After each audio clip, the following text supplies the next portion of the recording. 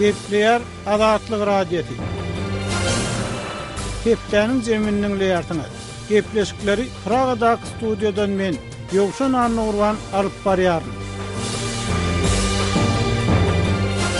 Hormatly dinleýijiler, bu hepde Azatlygyň web saýtyny iň köp okolonlaryň başyny oppozisiýanyň YouTube çykyşlary ýerli häkimiýetleri ýyňjylykdan gaçyrýar diýen atlan çap edilen habar çekýär. Özbek prezidentiniň gizliň dag penasy. Hukuk toporlary Türkmen oppozisiýasynyň ýaş pälwanyň ölümi bilen bagly daşardaky işçilik barada beýanat ýaýratdy. Ankarada Türkmen Türk we Azerbaýjan hyzmatdaşlygy maslahatlaşyldy. Türkmen howa ýollary halkara uçur gatnawlarynyň ýatyrylmagyny martyň ahyryna çenli uzaltdy diýen atlan çap edilen habarlarymyz hem bu hepde iň köp okolonlaryň beýasligine girdi. Bu hepde iň köp dinlenen gepleşiklerimiziň başyny häkimiýetler Marynyň hususy mallarçylyk kojalygyny agram salýar diýen atlan çap edilen gepleşik çekýär.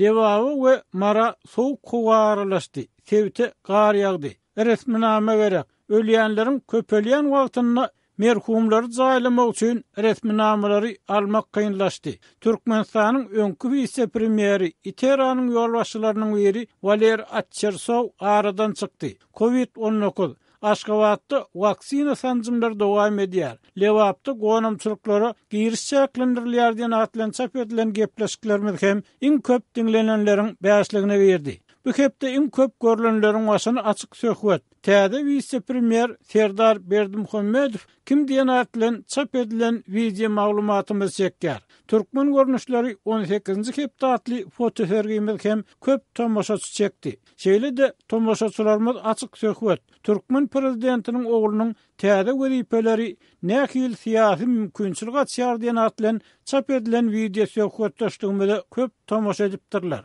Bu hepde okujularymyz Aşgabatda garrylara Covid-19'a garşy sancym teklip edilýär. Marda polisiýa maskasy mektep okuwçylaryny tutýar diýen atlan çap eden maglumatymyza reaksiýa bildirip öz pikirlerini aýdypdyrlar. Hormatly dinleýijiler, siz hem Azatlygyň çap edýän maglumatlary boýunça öz pikirleriňizi, garaýşlaryňyzy, tejribeleriňizi paýlaşmaga çagyrýar. Azatlygyň azat pikir aýtmak mümkinçiliginden peýdalanmagy elden bermäň. Gepleyer Azatlyk Radiosu. Hormatly dinleýijiler, hepdeniň jemini Türkmenistanyň jaý kynçylyklary baradaky söhbet bilen dowam etdirýär. Türkmenistanyň prezidenti Gurbanuly Berdimuhammedow 24 fevralda Aşgabatyň şäher häkimligine paýtagtyň 1 ýyl 40 ýyllyk bayramyna taýýarlyk görmek we ony mundan beýlekde ösürmek meselelerine bagyşlanan maslahat geçirdi. Şäher gurmagyň degişli inženerçilik we ýol ulag düzümini, täze eskalaryň bedeg aýratynlyklaryny, olaryň ýanyşyk çäkleriniň awadanlaşdyrylyşyny öz synalýan täze taslamalar bilen tanışdy diýip Türkmen döwlet habar habar berýär. Şu aralykda daşary ýurtlarda ýaşaýan türkmen aktivistleri sosial ulgamlarda Aşgabatdaky elitni jaýlaryň käbiriniň eýelerine jaýlarynyň ellerinden alınýanlygynyň aýdylanlygyny habar berdiler. Emma jaýlar alınýan adamlaryň anyk atlary howpsuzlyk aladalar sebäpli aýdylmaýar. Azatlyk bu mesele bilen gazaklanyp türkmen häkimiýetleri şol zany Adalet ministrligi bilen habarlaşmaga çalışdy. Emma häzirlikçe hiç bir düşündürüş alyp bilmedi. Ýöne azatlyk bilen anonimlik şertinde gurlaşan ýerli synçylaryň biri Türkmen paýtagtyny awadanlaşdyrmak programmasynyň çägini soňky 10 ýylda milliardlarça dollaryň harj edilendigini, emma ýöneki ýylatyň ýaşaýyş şaý meselesiniň sosial ýeňillikler ýatyrlaly bäri hassa agyrlaşanlygyny aýtdy. Sowet ýyllaryndan bäri gelýän jaý kredisi Aşgabatyň awadanlaşdyrylmagy netijesinde müňlerçe hususy jaýyň we bagçylyk uçaklaryna gurulan binalaryň köpçülikleriniň ýykylmagy bilen Türkmenistanyň jaý krizisini hassa çoňlaşdyrdy diýip adynyň aýdylmalygyny soran Aşgabatly synçy aýtdy. Adamlaryň iň gorkýan zady jaýlarynyň ýykylmagy. 90 ýaşa golaylan we bütün ömrüni Aşgabatda kogulsyna geçiren tanşymyz ömrüniň soňky aýlaryny 9-njy gatda berilen beton jaýda tamamlady diýip ol ogul gyýlary ýetişen öý işikli bolan hojalyklaryň köpüsini inni onlarça ýyl bäri 3-4 maskalaryň gysylyp ýaşamagynyň adat-sady öwürlenýäni, şol ruwatda käbir adamlaryň 2-3 sany elitni diýilýän jaýynyň hem bardygyny belledi. Adatlyň mardaky lewapda habarçylar hem jay meselesiniň ýyl-ýyldan ýitileşýändigini habar berýärler. Bu ýagdaý dar jaýda bile gysylyp ýaşaýan doganlaryň ödary duşmançylygy, dawga jenjeleçenli baryp ýetmegine, hojalyk dawgalary esasynda kady diýişleriniň köpelmegine, jemgyýetde agdalaryň güýçlenmegine alyp gelýär. Ýaş adamlaryň köpüsi öýüşik bolup, enatalarynyň jaýlaryna gysylyp ýaşaýar. Jaýlary giňeltmek mümkinçiligi köp adamda ýok.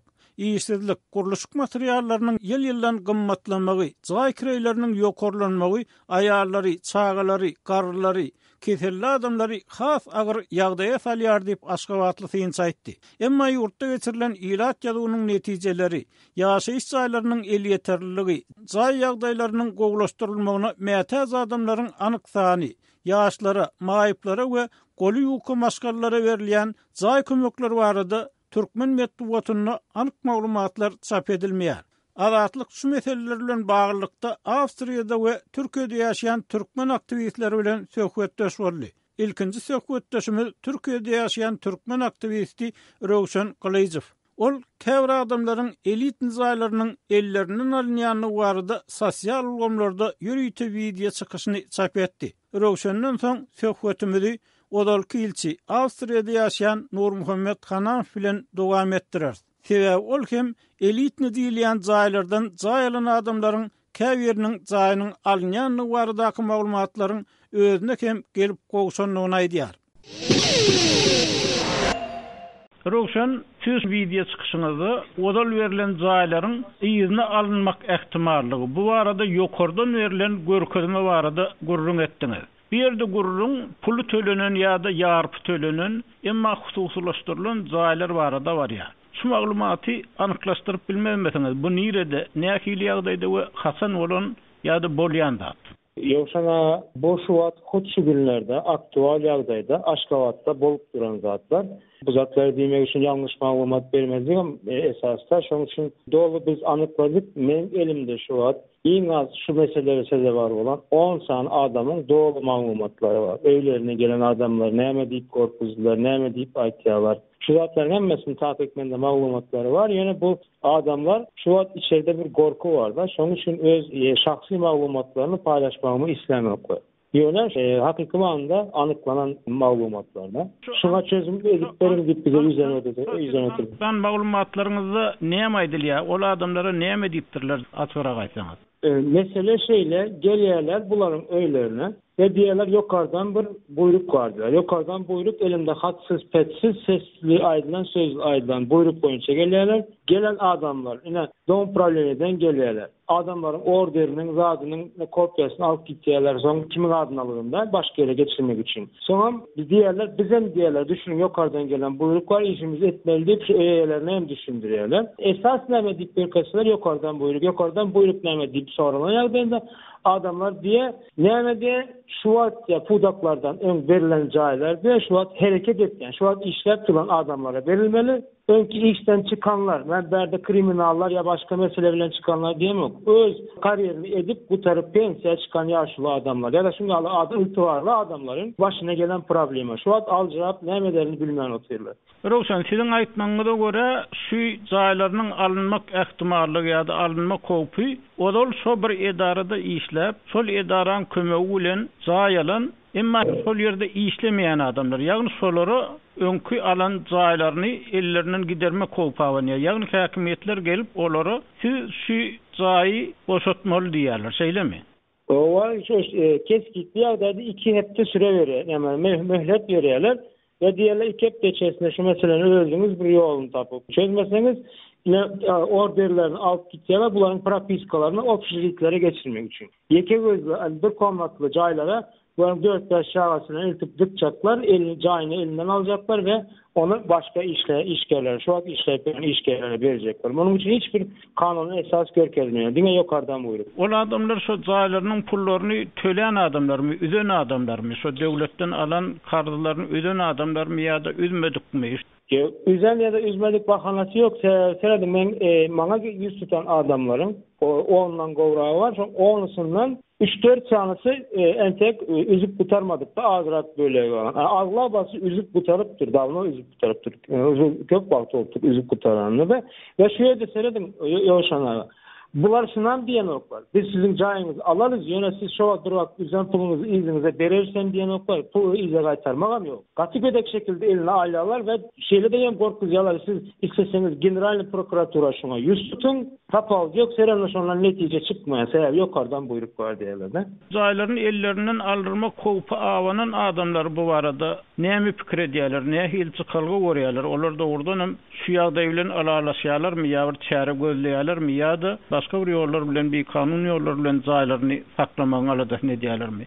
Maňa aýdan zatlar bizim diýe şu Türkmenistan içinde 2 tane yolumuz var. Başka yolumuz yok. Ya diýe şu bizden talap edilen para peşkeş eltip vermeli olan bir jaýyň 4'te 1 bölegindeki bir summa, her bir jaýyň.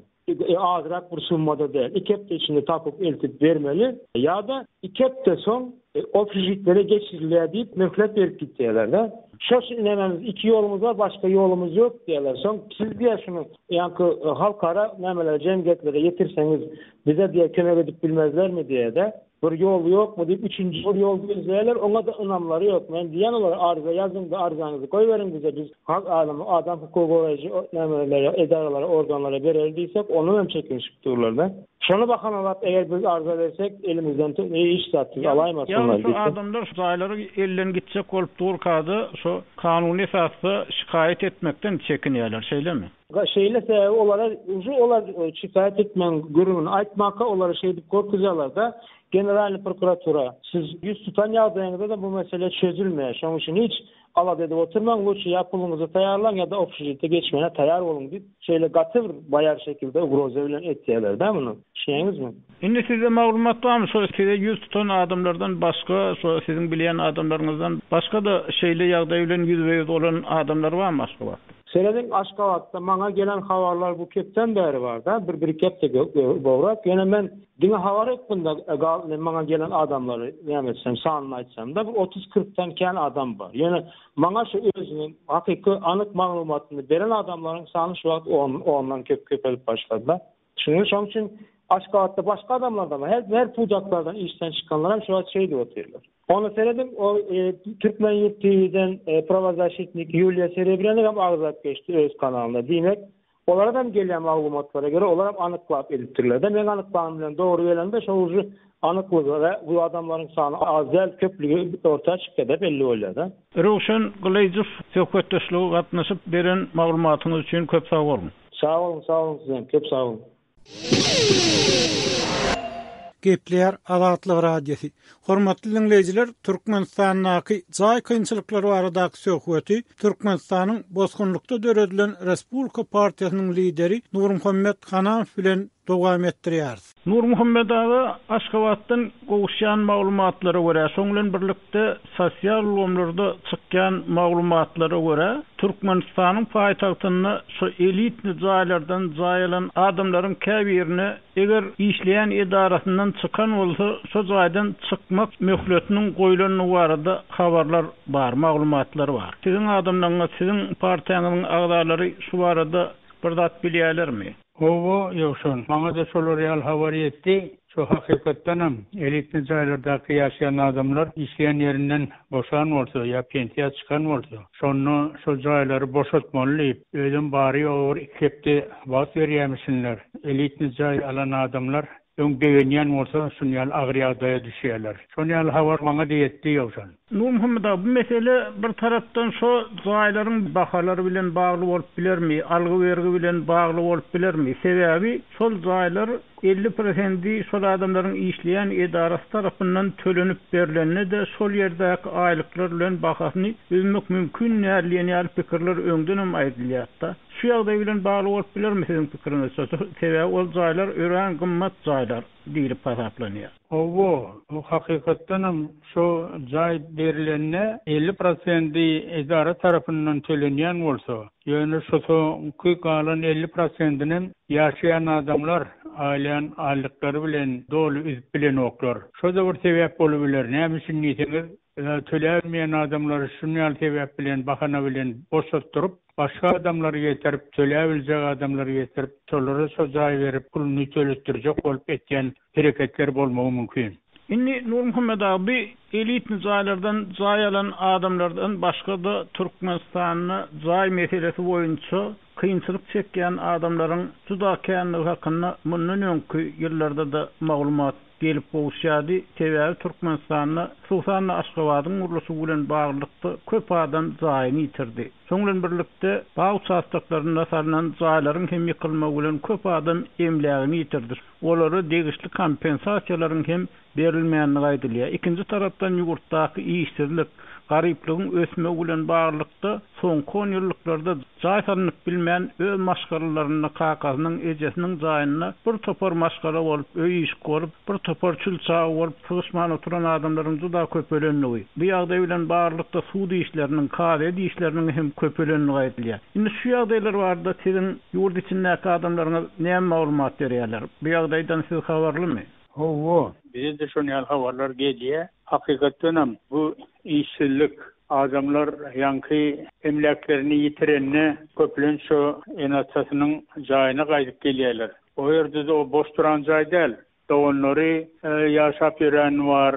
Dine bir maşgala däl, 2-3 maşgala bolup yaşap yörenler var. Şonu da kıtaşıp yaşasak bolup, köçede galmajak bolup gaýdyp gelmäne mejbur bolýarlar. Doğannyň arasynda bir konfliktler çykyp urýar. Biri bilen oňuşman. Kıtaşıp da onuň agyr ýagdaýym, yankı işsizlik, pursuzluk, agyr ýagdaý, şolar ýaly bir nervoz döredip, hakykatdan agyr ýagdaýa getirýär olaň ýaşaýyş durmuşyny. Näme üçin diýseniz, öňüm Sovet döwründe 3-4 başgala bolup, näçe jaýyna ýaşap ýörenler az däl. Her kim öz işi bilen öz özlerini ekläp bilýärdiler. Şonu glorialor uly konflikt dören okdur. Tüýtleşip gatyklaşyp berýärdi. Ýöne şuňky Türkmenistanyň ýagdaýy şu derejäge getirýär. Şoň üçin umumy rejim bu adamların doğulun arasında şolary konflikte getirip bilýän, näme üçin diýseniz agyr ýagdaý bolansoň şo ýankaý şumýaly bir nervoz deretýär. O da şolary ýagdaýa getirýär. Indi Nur Muhammed Adatlyk bilen anonimlik şertinde gurulşan Aşgabatly sinçiniň aýtmagyna görä, bir jaý meselesinde kynçylyklar soňky döwürde sumut berilýän zatlaryň ýa-da yeňillikli berilýän hyzmatlaryň, elektrigiň, suwuň, gazyň tölegledilmegi bilen has hem çylşyrmlaşypdyr. Ýagny masgalada bir kuşdan çagasy bolan ýa-da çagasy bolmadyk adamların ya da çağatı adamların arasında doğun arasında dava töleyen men köp suğulanmak, sen köp suğulanayan ya elektrik, sen köp ulanayan, sen gaz köp ulanayan deniyal davaların hem köp ölenini gaýdylýar. Indi şu ýagdaýda siz çözgüdi nämede görýäňiz? Bir ýerde döwlet näme etmeli, hökümet näme etmeli, jemgyýet ya da adamlar näme etmeli? Hakykatdan gazyň, elektrigiň, suwuň ýöň musalyan bolsalar ol ýagdaýy Berdimuhammedow ütödüp ýazyň edilen döwründäkini ütödüp tölemeli etdi. O halkyň ýagdaýyny agyrlaşdyrdy. Şoň üçin işsizlik buň hemmeti doğulun arasynda konflikte getirýär. O bolaýmaly zat. Näme üçin diýseniz, hemmesiniň ýagdaýy öwürlikdäl. Şoň üçin men köp töleýän, sen az töleýän diýmegi dünýäni dağıtıp görmegi mümkün. Şoň üçin hökümet mundan nähili ýagdaý döretmeli. Birinjiden şo köp maşgala bir ýerde ýaşaýan bolsa, olara bir näme bolsa bir ýeňillik döretmeli. Ikinciden hem şolar ýaly dawa bolmady ýaly iň bolmany kanunlaşdyrmaly. Şeýdip bir kanunlaşdyrylsa, näme bolsa kanuny görä adamlar hereket etse, bular ýaly dawa döremez diýip pikir etýän. Indi sizin pikirinizçe şu zaýyny ýitirýän ýa-da zaý alyp bilmeýän adamlar näme edip bilerler şuňky ýagdaýda? Olar döwletden ýa hökümetden kömek almak meselesinde ýa guruluşyk materiallaryny ýeňillikli bahadan almak meselesinde Sebebi öňkü ýyllarda şu zaý gurunýanlara döwlet belli bir derejede kömek edýärdi, şeýle programmalar bardy. Türkmenistanda da hökümet meclislerine käte gurulun edilýär, şu adamlara ýaşaýyş saý meselesinde kömek etmek barada kömek edilýänligi hem aýdylýar. Inne adamlar näde biler şu özlerine degişli kömekler almak bilen baglykda näme etmeli adamlar? Sosyal meselesine Türkmenistan'da kan berilmeyen soň Şoň üçin adamlaryň alajasyny döwlet eden ok. Her adamyň öz başyna ýanky öz agyr ýagdaýlary öz başyna özleri çözmeli bolýar. Eýsegem hakykatdan Türkmenistanda şolar ýaly agyr ýagdaý. Nur Muhammed Abaşlan sosial mediada käbir aktivistler şu ilatyň öz hak hukuklaryny talap etmeliligini aýdýar. Emma ikinci taraftan adamların şu arda yazmaktan, şikayet etmekten hem çekinýänligini, mundan netije bolmaz diýip öz haklarynyň, hukuklarynyň baskylanmagyna kömek edýänliklerini aýdýarlar. Eger adamlar köpçüliklerin öz hak hukuklaryny öwrenip, öz haklaryny, jaý haklaryny, beýle haklaryny talap etseler, bu hiç ýyl netije bermezmi ýa-da netije bermek mümkinmi? Hakykatdan hem Türkmenistanda bular ýaly mesele berilmeýän bolsa, onu kanuna dayanıp adamlar öz hak hukuklaryny goramaly. Näme üçin diýeňiz? Diňe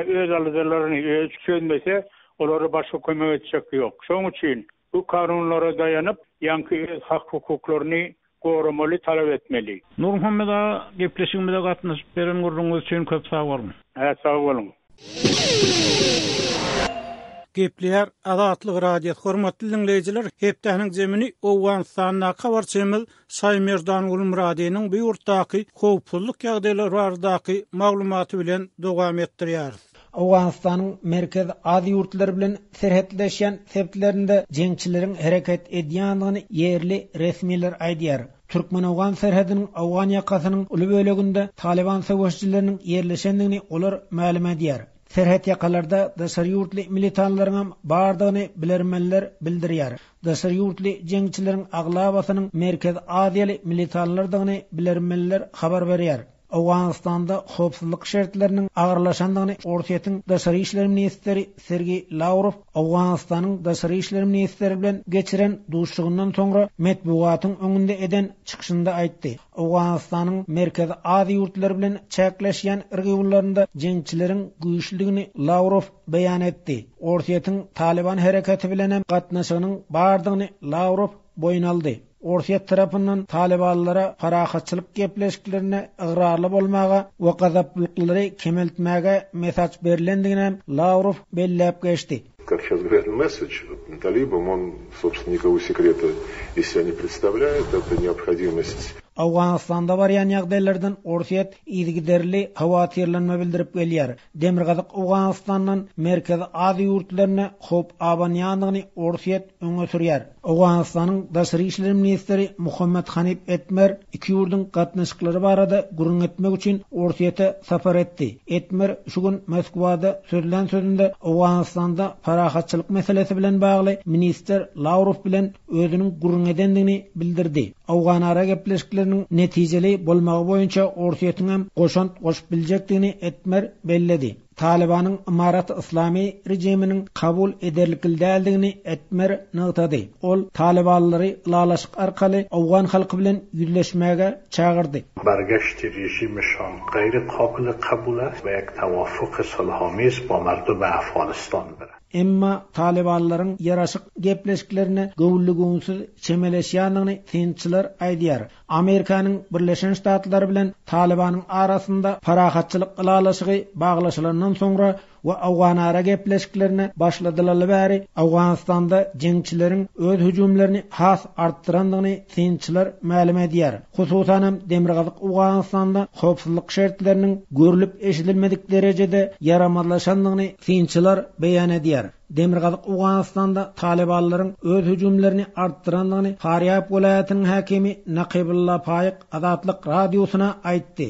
Serhet ýakalarda jeňçileriň güýçlüligini Paýyk belledi. Taliban ýaraglarynyň arasynda daşary ýurtly militanlaryň bardygyny Paýyk habar berdi. Olaryň Daişa tabiindigini Paýyk beýan etdi. Talib faol şuda we unumu atbae kharici ke dar saf Talib as we fikr Daişa Demirgazyk Awganistanyň Faryab welaýatynyň 9 etraby Türkmenistan bilen çäkleşýär. Serhet ýakalarda jeňçileriň ulak gatnaw ýollarynyň bardygyny ýerli geňeşiň deputatlary aýdýar. Demirgazyk Gunmatar Awganistanyň Badygyz welaýatynyň hem 3 etraby Türkmenistan bilen serhetleşýär.